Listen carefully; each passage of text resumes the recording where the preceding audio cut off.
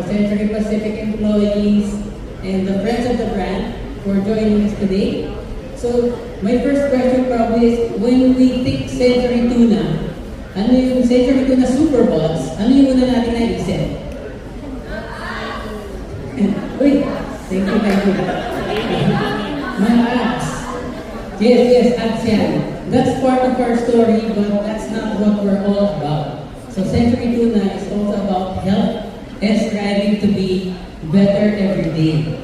So in 2020, we said that every bod can be a super bod. And that's true, you know why? So because to be a super bod, there are 3 characteristics that have to be present. Tignan nyo kung meron kayo nito. So what are the 3 characteristics of a super bod? Number 1, aspiration. Aspiration means you have a goal to make yourself healthier, to be a better